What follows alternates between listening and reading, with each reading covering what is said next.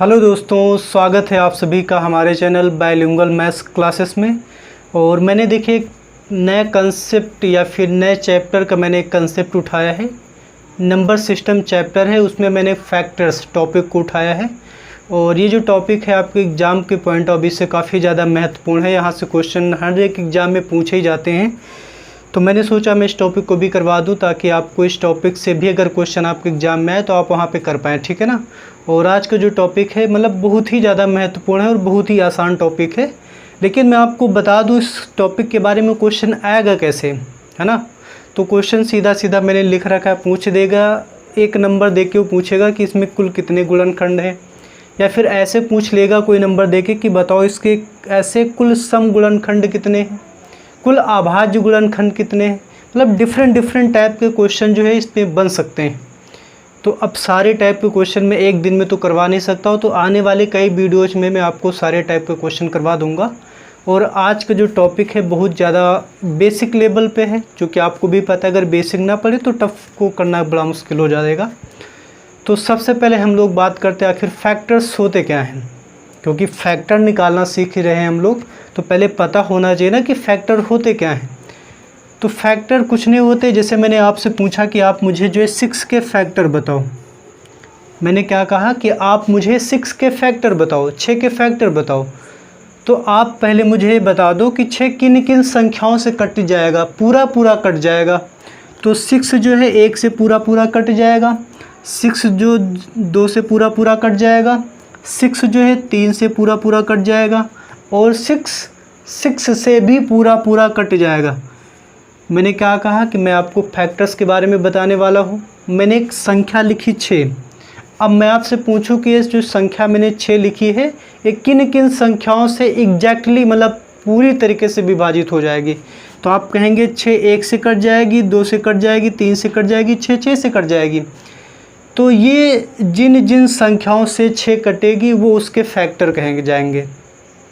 बात समझ में आ रही? यानी कि अगर कोई भी संख्या को किसी संख्या से विभाजित करें और पूरा कट जाए तो उस भाजक को ही क्या कहते हैं, गुणनखंड कहते हैं। एक और एग्जांपल देखिएगा, जैसे मैंने एक संख्या लिखी 12। अब मुझे आप बताओ 12 किन किन संख्याओं से कटेगी। तो 12 कट जाएगा, 1 से कटेगा, 12 जो है 2 से कटेगा, 12 3 से कटेगा, 12 4 से कट जाएगा, 5 से कटेगा नहीं, 6 से कट जाएगा, और उसके बाद सीधा का सीधा जो है 12 से कट जाएगा। तो यानी ये जो संख्याएं मैंने लिखी हैं ये सारी की सारी संख्याएं 12 के क्या हैं, फैक्टर कहे जाएंगे। तो मुझे लग रहा है आप समझ चुके होंगे फैक्टर्स क्या होते हैं। यानी कि एक संख्या चाहे 6 हो, 12, कोई भी संख्या हो सकती है, वो संख्या को जितने नंबर्स काट देंगे पूरी तरीके से विभाजित कर देंगे, वे सारे नंबर्स उस नंबर के क्या कहे जाएंगे, फैक्टर कहे जाएंगे। ठीक है ना। हम लोगों को क्या करना है, कोई भी संख्या दे के एग्जामिनर आपसे पूछेगा कि कुल गुणनखंडों की संख्या बताओ। जैसे मान लिया 6 में पूछ लिया जाए कि कुल कितने गुणनखंड है, तो आप बता देंगे 4 गुणनखंड है, 1 2 3 4 गुणनखंड है। 12 के कितने गुणनखंड है, 1 2 3 4 5 6 गुणनखंड है।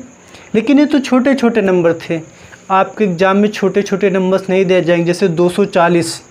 अब इसके फैक्टर अगर आप इस तरीके से मतलब सोच के करने लगे कि किससे कटेगा तो शायद बहुत ज़्यादा टाइम लग जाएगा, वो फाइनली शायद आंसर भी करेक्ट ना है। तो मैं आपको वही तरीका बताऊंगा जिससे कि बहुत ही कम समय में आप देखिए, जो मैं तरीका बताऊंगा इस तरीके से हर एक टाइप का क्वेश्चन सॉल्व होने वाला है। ऐसा नहीं कि मैं इस टाइप के क्वेश्चन में कोई और मेथड बताऊँ, आने वाले क्वेश्चन में और मेथड बताऊँ। एक ही मेथड से सारे सवालों को हम लोग निपटा डालेंगे, ठीक है ना। तो अब देखिए, इसको समझना है कि आखिर हम लोग इतना इस तरीके से तो करना पॉसिबल है नहीं, अगर बड़े बड़े नंबर आ जाएंगे तो फिर क्या तरीका है जिसकी वजह से हम इन फैक्टरों की संख्या को बता सकें। तो आपको कुछ नहीं करना है, जो भी संख्या दे दी जाए आप उसके अभाज्य गुणनखंड करिए। एटलीस्ट मैथ पढ़ रहे हैं तो अभाज्य गुणनखंड करना छोटे छोटे बच्चे भी जानते हैं। तो आप 6 के अभाज्य गुणनखंड करिए, तो 6 के अभाज्य गुणनखंड हो जाएंगे 2 गुणे 3, यही होंगे। अगर आपसे 12 के गुणनखंड करने चाहें तो 4 3 12 होता है, वो 4 का मतलब होता है 2 का स्क्वायर, यही तो होगा। 4 3 12 हो गया भाज्य गुणनखंड। और आपको जब भी गुणनखंडों की संख्या निकालनी हो ना, तो आप क्या करो, पावर चेक करो इनकी कितनी इनकी पावर में, सब में पावर में एक एक ऐड करो। इस पावर में एक ऐड करोगे 2 हो जाएगा, इस पावर में एक ऐड करोगे 2 हो जाएगा, और इनका आपस में गुणा कर दो तो क्या आ जाएगा 4। यानी 6 के कितने गुणनखंड होंगे 4। आप यहाँ पे देख सकते हैं 1 2 3 4 गुणनखंड है।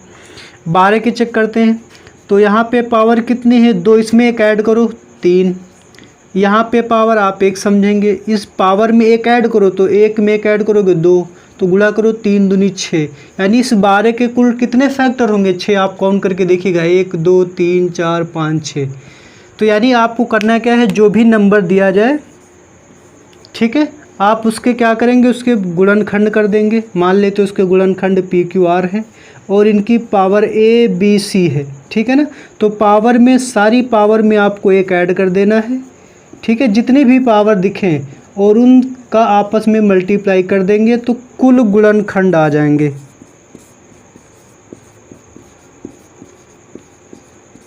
बात समझ में आई ना।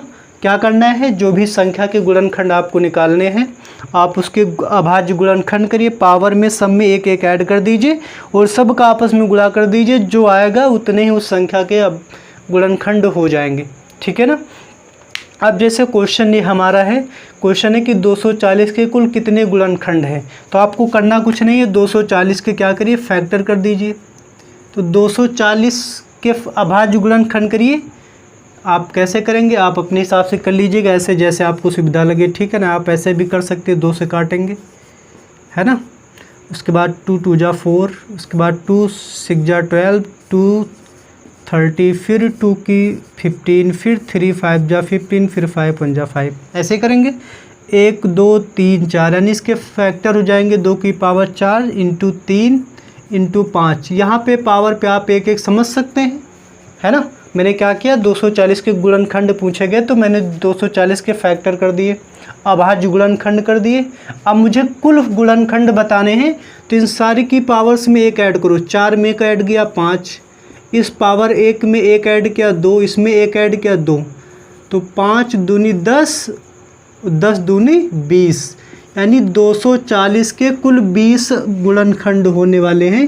यानी ऑप्शन बी क्या हो जाएगा, करेक्ट आंसर हो जाएगा इस सवाल का। तो मुझे लग रहा है आप समझ चुके होंगे कि गुणनखंडों की संख्या कैसे निकाली जाती है। क्या करना होता है, कुछ नहीं, अभाज्य गुणनखंड करो, जो भी पावर बने उन पावर में सब में एक एक ऐड करके आपस में गुणा कर दो, बस आ गया। जैसे मान लिया दूसरा क्वेश्चन है 1200 के गुणनखंड, तो आप 1200 के फैक्टर करिए। 1200 के फैक्टर आप इस तरीके से फैक्टर कर लेंगे, मैं डाइट कर देता हूँ। तो ये 4 तियाँ 12 हो जाएगा, 4 का मतलब होता है 2 का स्क्वायर 3, 4 तियाँ 12 और 2 जीरो का मतलब 100, तो 25 चौके 100, और 25 का मतलब 5 का स्क्वायर, चौके 100 मतलब 2 का स्क्वायर 4। तो 2 की पावर 2 2 कितनी हो जाएगी, 2 की पावर हो जाएगी 4, ठीक है। और यहाँ पे 3 की पावर आप 1 समझ सकते हैं। तो कुल गुणनखंड निकालने हैं तो आप क्या करेंगे, इन पावर्स में एक ऐड करो। 4 में एक ऐड किया 5, 1 में ऐड किया 2, फिर 2 में एक ऐड किया 3, तो इनका गुणा करो। 5 दूनी 10 और 10 तियाँ 30, यानी कि ऑप्शन ए क्या हो जाएगा, करेक्ट उत्तर हो जाएगा इस सवाल का। यानी कि 1200 के कुल 30 गुणनखंड होंगे। मुझे नहीं लग रहा है कि अगर आप ऐसे ओरली करना चाहते तो 30 गुणनखंड आप सही बता पाते। अगर बता भी पाते तो शायद 15-20 मिनट या घंटे भर भी लग सकता था। तो इस मेथड की मदद से आप देखिए, कोई भी संख्या हो, है ना, कोई ज़रूरी नहीं कि मैंने 2 क्वेश्चन लिए तो इन्हीं में कोई भी संख्या हो सकती है। अगर आपके सिंपली उसके गुणनखंड निकालने हैं तो आप उसके अभाज्य गुणनखंड करिए, ठीक है ना। एक चीज़ और देखिए, ध्यान रखिएगा, आप ऐसा मत करिएगा कि आप इसको इस तरीके लिख दीजिए। जैसे मान लिया मुझे 12 के गुणनखंड निकालने हैं, तो आप इसको 4 तियाँ 12 लिखें और इसकी पावर 1 1 समझ के ये इसमें एक जोड़ेंगे 2, इसमें एक जोड़ेंगे 2, तो बराबर 4। इससे सही उत्तर नहीं आएगा। अब आप सोच होंगे सही उत्तर क्यों नहीं आएगा, क्योंकि 4 जो है अभाज्य संख्या नहीं, 4 अभी और टूट जाएगी। 4 को लिखेंगे 2 का स्क्वायर, तो 2 का स्क्वायर अब सही है।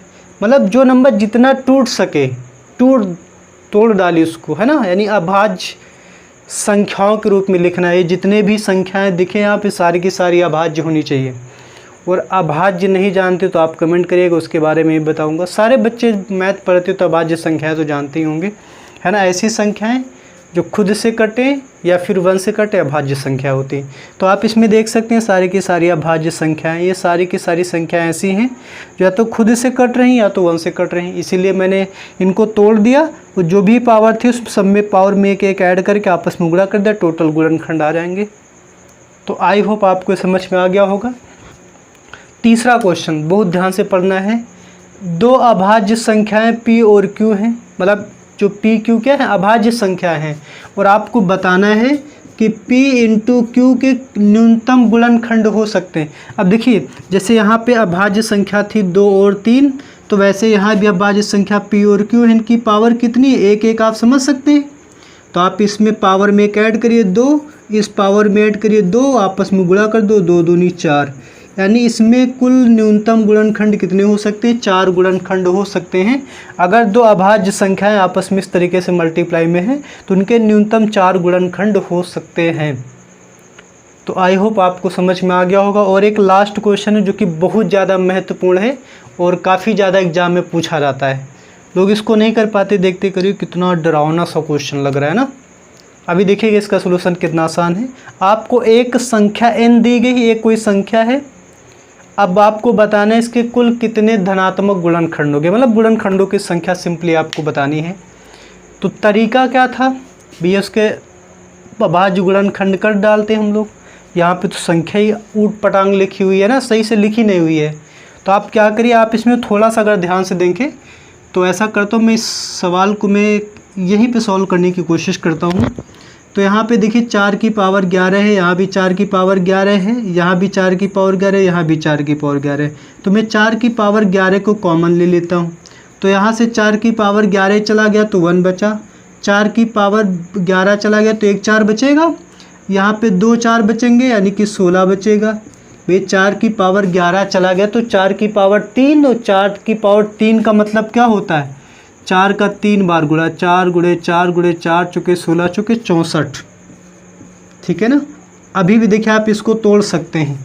4 को क्या लिखेंगे, 2 का स्क्वायर, 4 को लिखेंगे 2 का स्क्वायर की पावर 11। अब आपको पता है जब पावर के ऊपर पावर हो तो गुणा हो जाता है, तो 11 दूना 22, ये हो जाएगा 22, ठीक। अब आप इसको जोड़ दीजिए तो 70 80 85 हो जाएगा। और इस 85 को क्या लिख सकते हैं, 17 पचे 85, 17 5 जा 17 इंटू 5 हो गई संख्या सिंपली। अभाज्य गुणनखंड हो गए, क्या टूटेगा, ये सब अब नहीं टूटेंगे, सब अभाज्य संख्या हैं। तो गुणनखंड के लिए क्या करते, पावर में एक जोड़ते, तो 22 में एक जोड़ा 23, इसमें पावर 1 है, यहाँ भी 1 है, तो 1 में एक जोड़ा 2, और इस 1 में एक जोड़ा 2, तो 2 दूनी 4, 4 तिया 12, और 4 दूनी 8 1 9, यानी कि 92 कुल गुणनखंड होंगे इस संख्या कैपिटल N के। तो क्वेश्चन आसान था ना, करना कुछ नहीं था, कॉमन लेना था, उसके बाद सिंपली टूट जाएगा। पिछला क्वेश्चन बन गया जो अभी तक हम लोग कर रहे थे। तो फाइनली मैंने किसी भी संख्या के गुणनखंड निकालने मैंने आपको बता दिए। अभी ये नहीं बताया कि कुल कितने सम गुणनखंड होंगे, कुल कितने अभाज्य होंगे, उसको मैं अगले वीडियो में डिस्कस करूँगा, ठीक है ना। तो आई होप आप समझ पाए होंगे कि किसी भी संख्या के गुणनखंड कैसे निकाले जा सकते हैं। करना क्या होता है, अभाज्य गुणनखंड कर लेते हैं, पावर्स में एक एक ऐड कर देते हैं, जो भी पावर होती है उनका सबका आपस में गुणा कर दो, तो हमें पता चल जाता है कि कुल कितनी अभाज्य कुल कितने गुणनखंड होंगे उस संख्या के, ठीक है ना। तो चलिए फिर मिलते हैं अगले वीडियो में। अगर वीडियो पसंद आई हो तो आप शेयर जरूर कर दीजिएगा, ठीक है। Thank you for watching this video.